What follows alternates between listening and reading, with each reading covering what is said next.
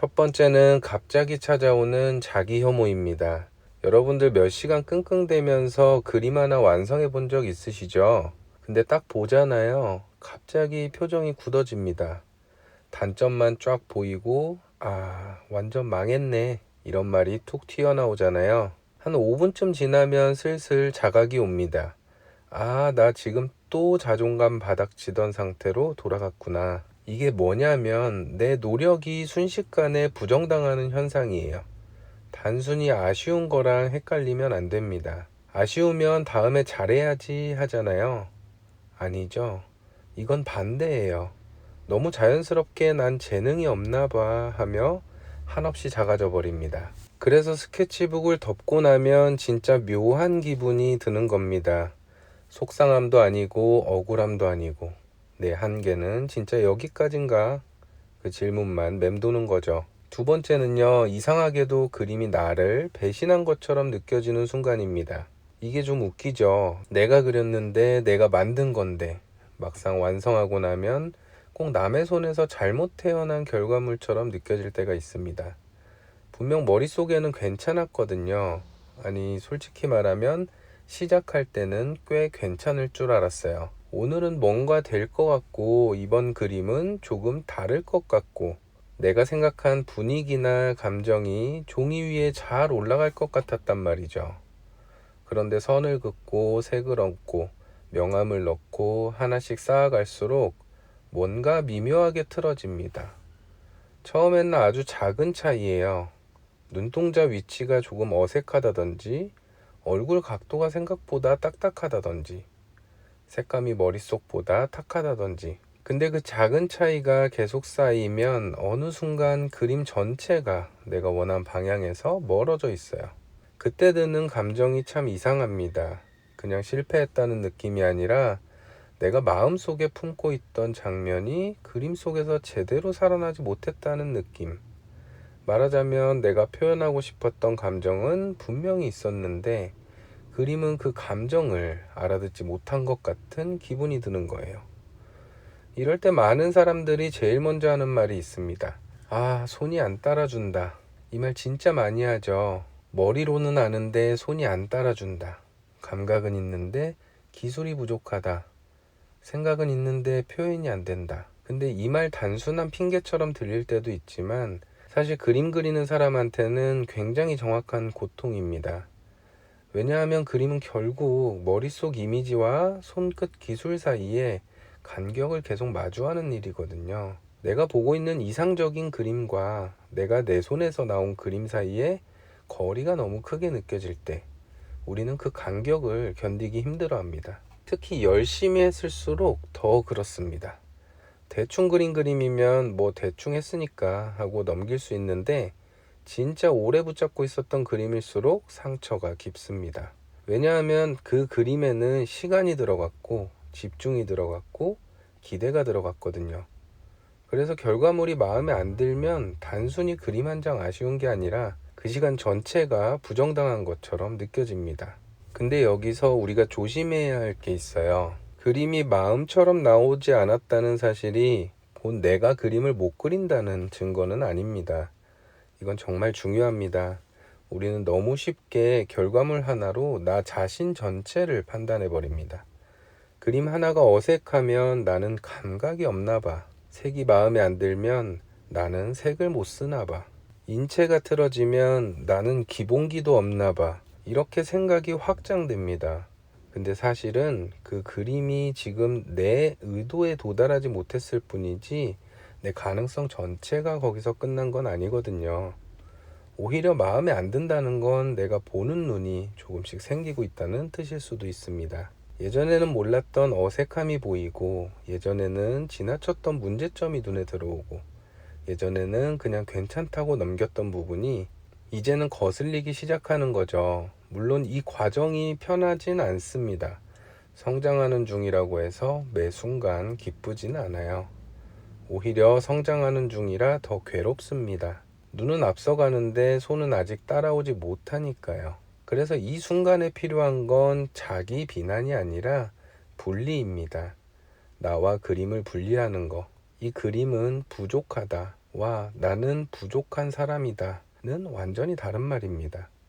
그런데 우리는 이 둘을 너무 자주 섞어버려요. 그림의 완성도가 아쉽다는 말을 내 존재가 아쉽다는 말처럼 받아들입니다. 하지만 그림은 나의 전부가 아니라 지금 이 시점에서 내가 남긴 하나의 기록입니다. 오늘의 손, 오늘의 집중력, 오늘의 컨디션, 오늘의 선택들이 모여서 만들어진 결과물일 뿐입니다. 그러니까 그 그림 마음에 안 든다고 해서 나라는 사람이 실패한 건 아니에요. 그냥 오늘의 그림이 아직 내 마음까지 닿지 못한 겁니다. 이 차이를 알아차리는 게 정말 중요합니다. 그리고 솔직히 말하면요, 마음처럼 안 나온 그림도 완전히 쓸모없는 건 아닙니다. 오히려 그런 그림이 우리한테 굉장히 많은 걸 알려줍니다. 내가 어디서 무너지는지, 어떤 표현에서 자꾸 막히는지, 어떤 부분을 피하고 있었는지, 어떤 감정을 그림으로 옮기는데 어려움을 느끼는지. 잘 나온 그림은 기분을 좋게 해주지만 마음에 안 든 그림은 방향을 알려줍니다. 물론 그 방향을 보는 순간은 좀 아픕니다. 인정하기 싫고 그냥 덮어버리고 싶고 심할 때는 찢어버리고 싶기도 합니다. 근데 시간이 조금 지나고 다시 보면 보입니다. 아, 내가 여기서 너무 빨리 포기했구나.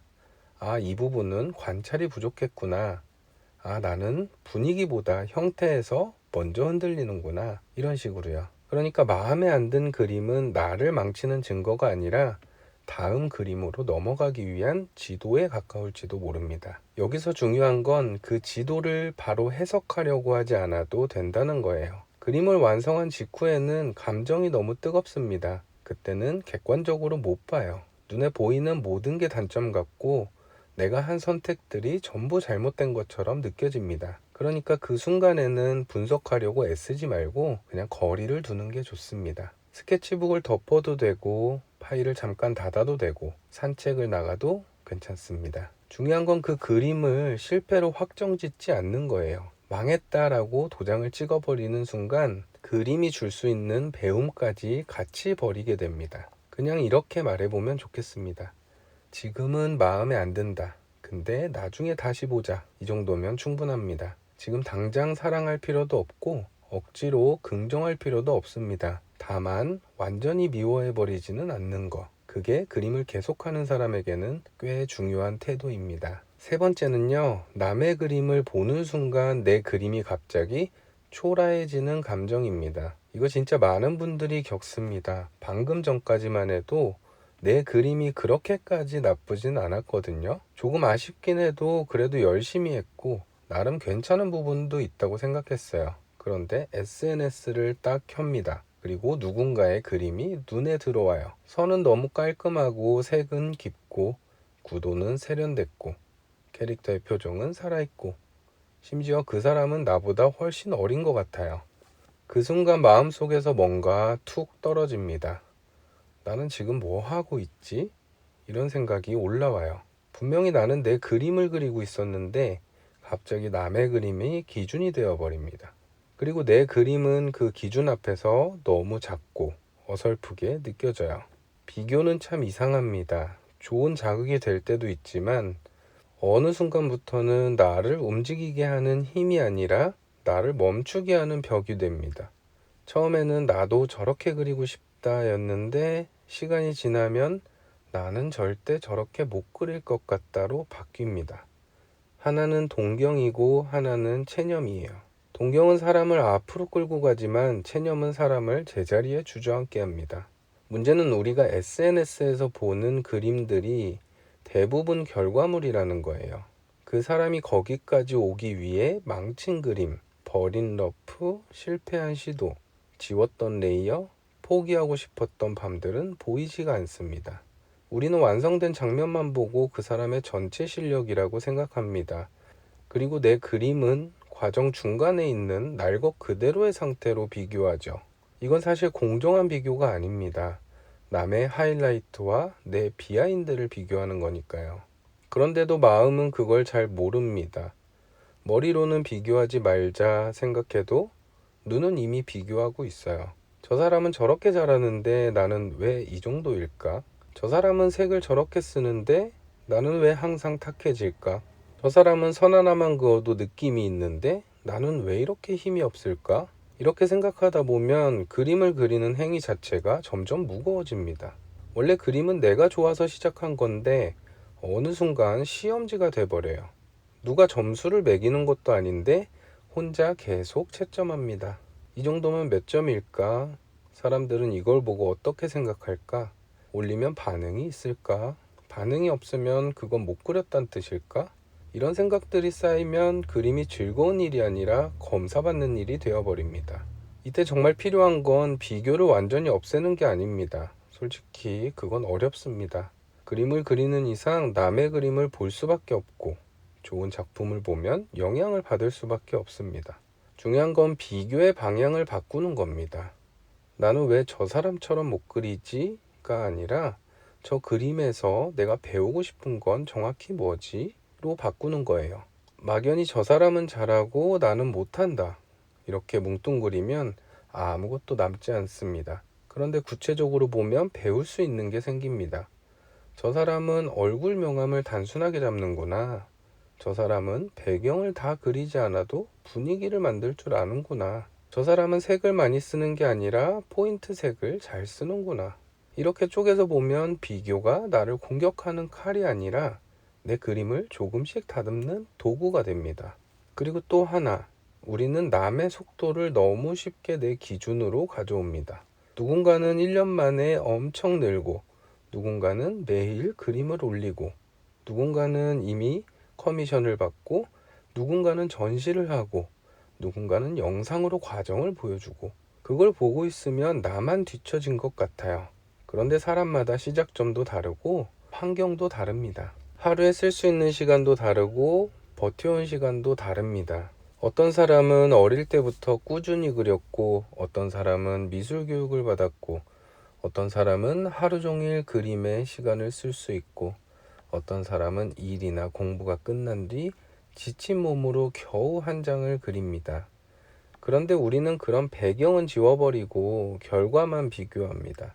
그러니까 당연히 내가 불리하게 느껴질 수밖에 없어요. 내 그림이 초라해 보이는 순간에는 한 가지 질문을 해보면 좋습니다. 나는 정말 그림을 못 그리는 걸까? 아니면 지금 너무 멀리 있는 사람과 나를 비교하는 걸까? 이 질문은 꽤 중요합니다. 왜냐하면 비교 때문에 생긴 좌절을 실력의 문제로 오해하면 해결 방법도 엉뚱해지거든요.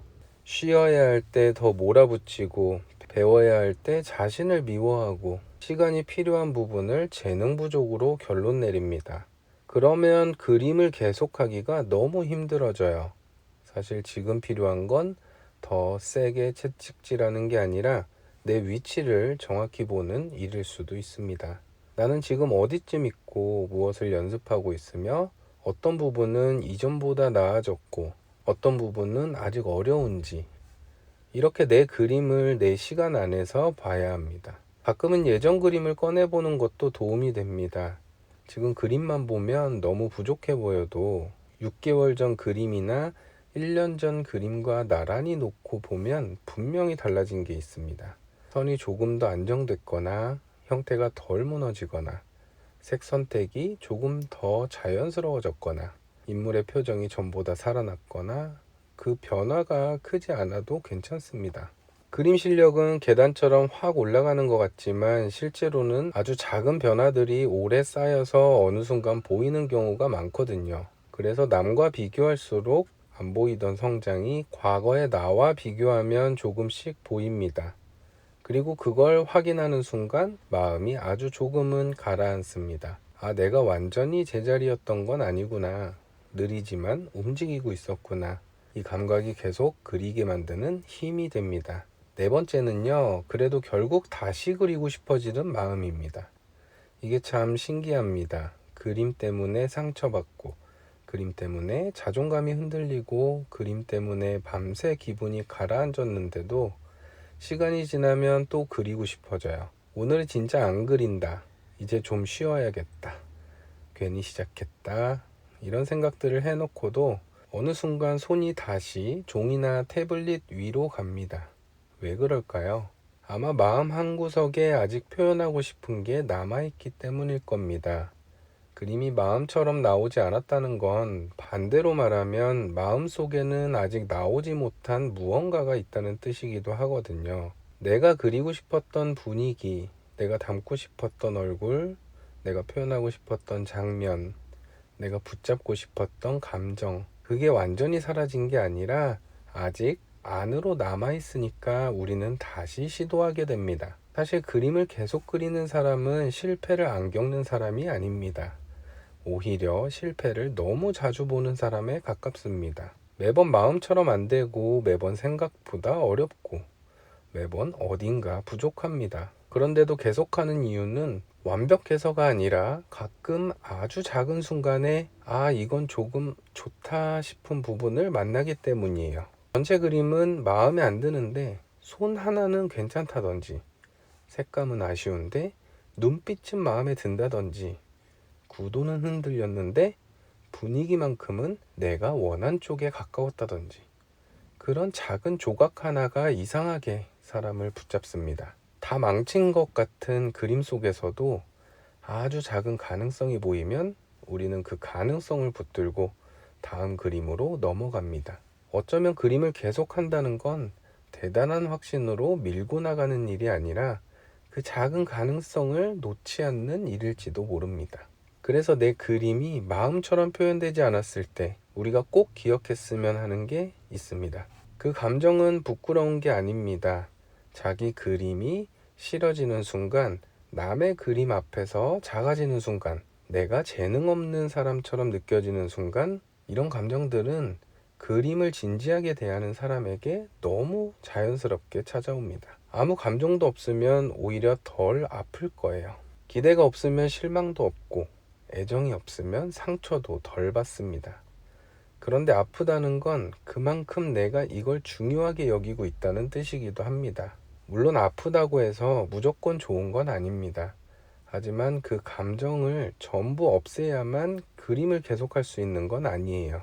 때로는 아픈 마음을 가진 채로도 계속할 수 있습니다. 조금 쉬었다가, 조금 울적했다가, 조금 투덜거렸다가, 그래도 다시 한 선을 긋는 방식으로요. 그리고 그림은 결과물만 남는 일이 아닙니다. 그림은 내가 어떤 사람인지 계속 발견하는 일이기도 합니다. 나는 어떤 색에 끌리는지, 어떤 표정을 그리고 싶어 하는지, 어떤 분위기에 오래 머무르는지, 어떤 장면 앞에서 마음이 움직이는지, 이런 것들이 그림을 그리는 동안 조금씩 드러납니다. 그래서 마음처럼 안 나온 그림도 나를 알려줍니다. 내가 원하는 게 무엇인지, 내가 아직 어려워하는 게 무엇인지, 내가 포기하지 못하는 감정이 무엇인지, 완성도가 아쉽더라도 그 안에는 분명히 내가 지나온 시간이 들어 있습니다. 그러니까 그림을 볼 때 너무 잔인하게만 보지 않았으면 좋겠습니다. 부족한 부분을 보는 건 필요하지만 그 그림을 그린 나까지 함부로 대하지는 않았으면 좋겠습니다. 어쩌면 오늘의 그림은 내가 원했던 곳까지 닿지 못했을 수 있습니다. 마음속에 있던 장면보다 흐릿하고 상상했던 분위기보다 어색하고 기대했던 완성도보다 많이 부족할 수 있어요. 하지만 그 그림은 적어도 하나의 증거입니다. 내가 도망치지 않고 시도했다는 증거, 머릿속에만 있었던 걸 밖으로 꺼내보려고 했다는 증거, 잘하고 싶다는 마음이 아직 남아있다는 증거, 이건 결코 가볍지 않습니다. 세상에는 마음속에만 품고 끝나는 것들이 정말 많거든요. 근데 우리는 그걸 꺼내려고 했고, 눈에 보이는 형태로 만들려고 했고, 실패하더라도 한번 마주했습니다. 그 자체로 이미 다음 그림의 출발점이 됩니다. 그러니까 여러분, 오늘 그림이 마음처럼 나오지 않았다고 해서 너무 빨리 결론 내리지 않았으면 좋겠습니다. 나는 안 돼. 나는 재능이 없어. 내 한계는 여기까지야. 이런 말들이 올라올 수는 있어요. 올라오는 것까지 막을 수는 없습니다.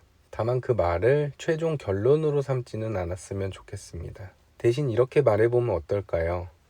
오늘은 여기까지밖에 못 왔다. 근데 다음에는 조금 더 갈 수 있을지도 모른다.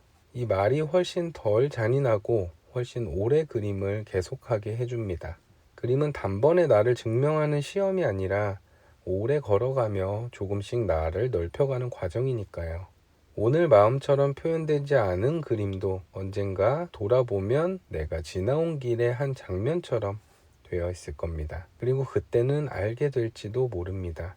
그때 내가 망쳤다고 생각했던 그림도 사실은 나를 멈추게 한 그림이 아니라 다음으로 밀어준 그림이었다는 걸요. 그리고 어쩌면 우리는 그림을 잘 알기 전에 마음이 무너지지 않는 법부터 먼저 배우고 있는 건지도 모르겠습니다. 내 그림이 마음처럼 표현되지 않았던 날들, 괜히 스케치북 덮어버리고 싶었던 순간들, 남의 그림을 보면서 혼자 조용히 작아졌던 밤들. 근데 그런 시간들도 결국은 계속 그리고 싶다는 마음이 있었기에 지나온 거겠죠. 여러분도 혹시 오늘 또 마음처럼 안 된다 이런 생각이 들었다면 너무 빨리 자신을 미워하지는 않았으면 좋겠습니다. 그림은 원래 한 번에 증명되는 게 아니라 오래 좋아하면서 조금씩 다가가는 거니까요. 오늘 영상이 조금이라도 위로가 됐다면 고정 댓글에 저와 함께하는 온라인 클래스 영상도 확인해 주세요. 생각보다 많은 사람들이 비슷한 감정을 지나가고 있다는 걸 알게 되실 겁니다. 긴 영상 끝까지 함께 해주셔서 너무 감사드리고 우리는 다음 영상에서 또 그림 이야기 해볼게요. 여러분을 응원합니다. 감사합니다.